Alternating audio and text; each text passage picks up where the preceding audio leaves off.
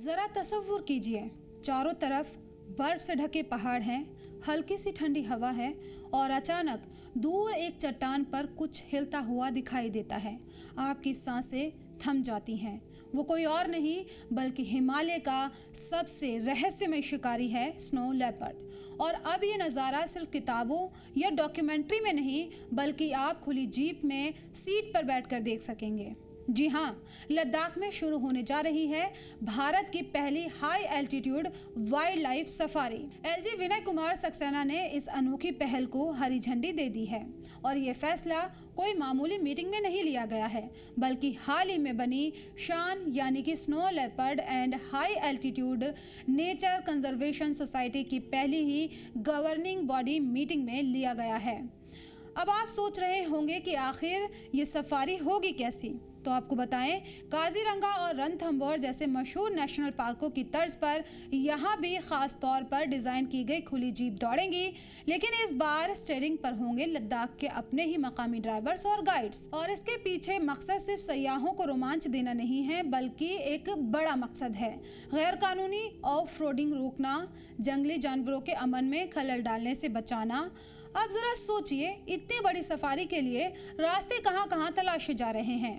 तो आपको बताएं कि Hemis national park, Changthang, Karakoram wild life sanctuary और साथ ही नुब्रा, जांस्कर, शाम, कारगिल और द्रास जैसे इलाके भी हैं, क्योंकि यही वो जगहें हैं जहां दुर्लभ स्नो लेपर्ड और तरह तरह के परिंदे सबसे ज़्यादा नज़र आते हैं।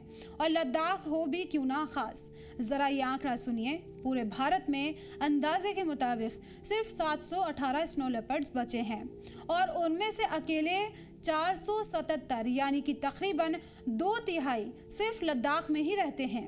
साथ ही यहाँ 38 से ज़्यादा मैमेलियन स्पीशीज, 340 तरह के परिंदे और करीब 1800 किस्म के पौधे भी पाए जाते हैं।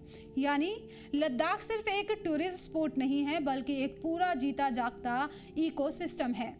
लेकिन सबसे दिलचस्प बात यह है कि इस पूरी कहानी का हीरो सिर्फ स्नो लेपर्ड नहीं है बल्कि लद्दाख के मकामी लोग भी हैं। 20 मकामी नौजवानों को चुनकर उन्हें बर्ड वॉचिंग की खास ट्रेनिंग दी जाएगी और दूरबीन भी दी जाएगी। 10 जगहों पर बर्ड वॉचिंग हाइट्स बनाई जाएंगी। 50 सरकारी स्कूलों में वाइल्ड लाइफ क्लब खुलेंगे। कुछ नौजवानों को वाइल्ड लाइफ फोटोग्राफी की फेलोशिप मिलेगी और 50 खातून कारीगर स्नो लेपर्ड जैसे जंगली जानवरों की थीम पर खूबसूरत मोमेंटो बनाना सीखेंगी। एलजी सक्सेना ने कहा है कि लद्दाख की अनोखी वाइल्ड लाइफ और नाजुक इकोसिस्टम इसकी सबसे बड़ी दौलत है और तहफ़्फ़ुज़ तभी कामयाब होगा जब यहाँ के लोग सिर्फ तमाशबीन नहीं बल्कि इस पूरी मुहिम के बराबर के हिस्सेदार बने। और इसलिए इस आने वाली सर्दी में जब स्नो लेपर्ड नजर आने का मौसम शुरू होगा तब तक सारी तैयारियां पूरी कर लेने की हिदायत जारी की जा चुकी है। तो दोस्तों, अगली बार जब आप लद्दाख का नाम सुने तो सिर्फ पेंगोंग झील और ऊंचे पहाड़ों के बारे में मत सोचिए। अब वहां इंतजार कर रहा है दुनिया के सबसे दुर्लभ शिकारियों में से एक के साथ में आपका आमना सामना और भारत की पहली high altitude wildlife safari.